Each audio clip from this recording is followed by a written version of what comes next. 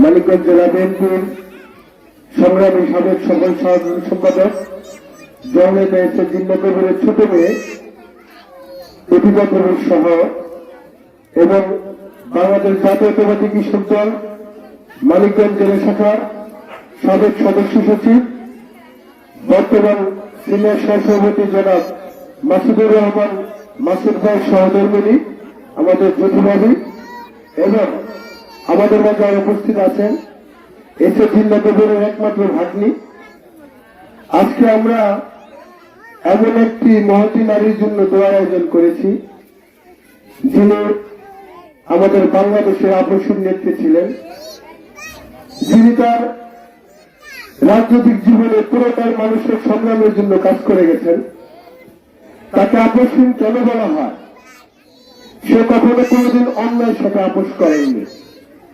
আজকে তার রুহের মাগফিরাতের জন্য যে দোয়া মাহফিলের আমরা আয়োজন করেছি, আমরা প্রত্যেকে তার জন্য দোয়া করব এবং তার রেখে যাওয়া যে কাজগুলো আছে আগামী দিনে যেন মানিকগঞ্জ 1 আসনে আমাদের নেতা জিন্না কবির তার অসমাপ্ত কাজগুলো যেন সম্পন্ন করতে পারেন, তার জন্য আপনারা ব্যক্তিগতভাবে দোয়া করবেন।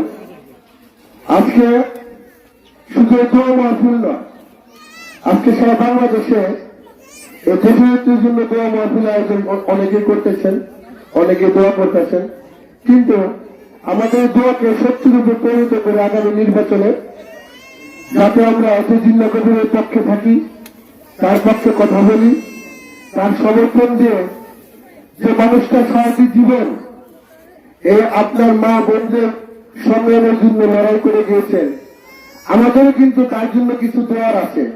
কি বলেন, দেওয়ার আছে না? আমাদের সাধারণ মানুষের দেওয়ার এটাই আছে, আমাদের একটা মূল্যবান ভোট তাকে দিয়ে একটু সমর্থন জানানো যে উনি আমাদের জন্য কাজ করেছেন, আমরা তার জন্য আছি। প্রত্যেকে আপনারা দিল থেকে তার জন্য দোয়া করবেন। মহান আল্লাহ রাব্বুল আলামিন যেন তাকে জান্নাতের সর্বোচ্চ মাকাম দান করেন এবং আমার নেতা জননেতা জিন্না কবির সাহেবের জন্য দোয়া করবেন।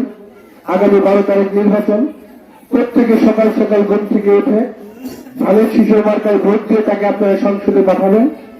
তাকে যদি আপনারা সংসদে পাঠান, সে আপনাদের কথা বলতে পারবে, আপনাদের ভাগ্য উন্নয়নে সে কাজ করতে পারবে। সবাই ভালো থাকবেন, ধন্যবাদ। এখন সভাপতিকে এখানকার